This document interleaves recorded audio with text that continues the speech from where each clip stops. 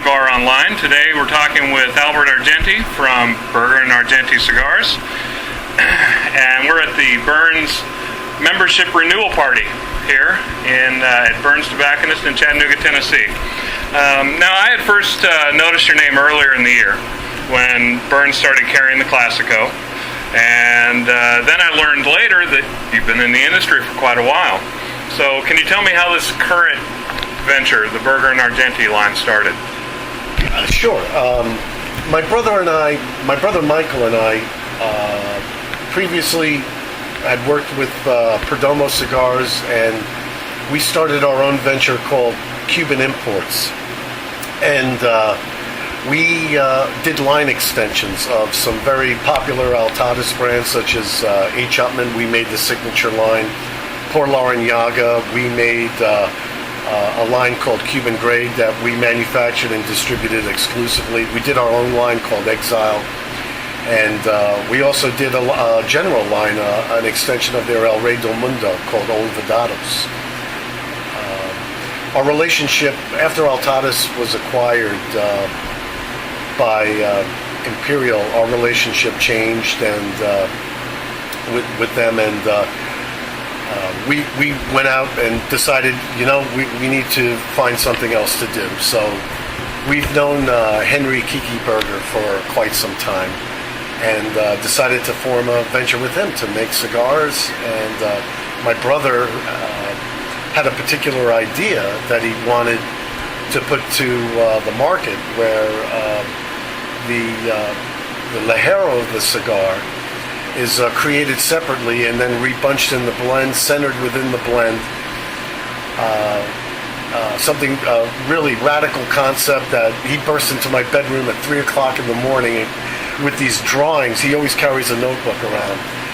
And I was kind of angry with him at the moment, but this idea he came to me with 3.5 years ago has really blossomed into something quite special called N2 Bar. And that's how this all got started. Okay.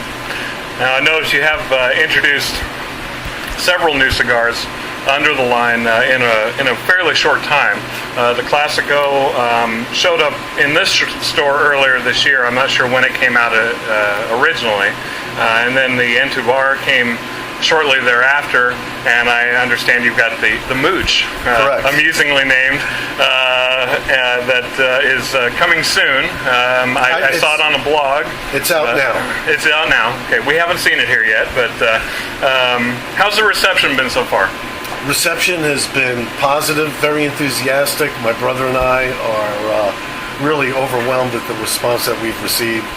The N2 Bar is such a unique cigar. Of course, it's produced in small batches, and the demand for the cigar really, at this moment, has outstripped what we've been able to do. So, at the moment, we've just completed moving into a larger factory in Esteli, Nicaragua. We intend to increase our production, maybe by another 30%. Which I think will satisfy what we want to do with this brand. Obviously, it's a contract cigar. We're limiting the amount of tobacconists that can carry it. So, at this time, we think that'll satisfy production. The N2 Bar and the Classico were released at IPCPR 2009. Okay. And at that point, we were still doing some other things that we had held over from Cuban Imports, like Exile Wired. But eventually, we sold the Exile brand to a large cigar manufacturer. And we've concentrated on the Berger and Argenti line, the lines that we create on our own. So, Berger and Argenti N2 Bar and the Classico were introduced at IPCPR 2009. And at this past year's show, we introduced the Mooch and the N2 Bar Quad Maduro. And the Quad, on that, we discussed this earlier. When I heard Quad, I thought, what does that have to do? What does that mean? Right. It's just a name that we've kind of gringoized, but it's the derivation point is Cuadrado, which means that the cigar is box pressed. But very unique cigar. We were very, very blessed, really, to get the Maduro crop that we got for that cigar. It's a very sweet, flavorful cigar.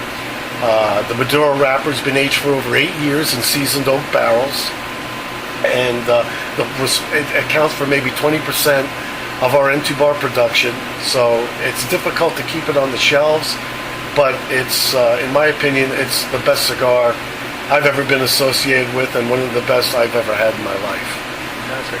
Thinking about the trends you might see in the cigar industry nowadays, what are some of the things that you like that make you happy, and what are some of the things that might make you angry? That's a question that has not been posed to me before. Not much is making me angry. I think that, in general, I think we as cigar smokers are probably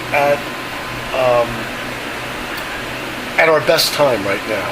Everybody is making a very good cigar. It's very difficult to find a bad cigar that, let's say, as opposed to the times during the boom when there were a lot of fly-by-night operations, a lot of people, a lot of bad cigars.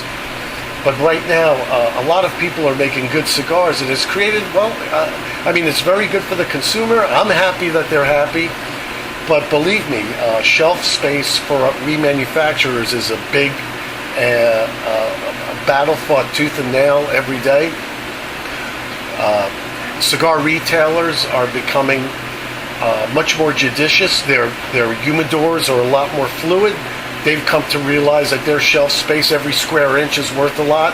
Inventory costs a lot of money, so they're keeping themselves a bit leaner than they did than they did 5 years ago. Their inventory is a hell of a lot more fluid. So we as cigar manufacturers we're fighting for a hell of a lot more and getting less in return and doing a lot more. But that's the nature of the business, and something that we're prepared to do, and do it the best that we can. One of the other issues I've been seeing lately is larger companies acquiring smaller ones. You being a smaller company, what are your thoughts? I would sell in a heartbeat. No, I'm kidding. My thoughts are that, it happens within every industry that there's a period of consolidation, but again, that only creates a vacuum for more companies to get involved, creates niche opportunities. My feeling on it is maybe our day will come one day, but I think what it does is create niche opportunities, especially for companies like myself, like Berger and Argenti, to make inroads in the market. It's a natural market condition that pleases me greatly. Okay. Well, thank you very much. You're more than welcome, for your time. Man. And I just want to go back on the mooch. I failed to describe the mooch. It's basically a very economically priced cigar. We sell it out of trays and in boxes of 30. Suggested retail from $3.99 to $5.79, especially in those overtaxed states where you've got places in New York and Minnesota now. The OTP tax rate is over 70%. They still pay a lot, but it is what I consider one of the best values in the business.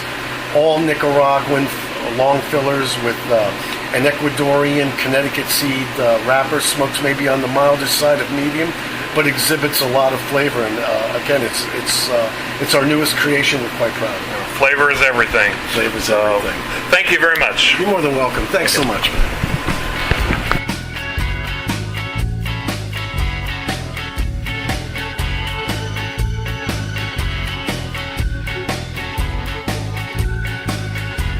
Thank God the Tiki bar is open. Thank God the Tiki torch still shines. Thank God the Tiki bar is open.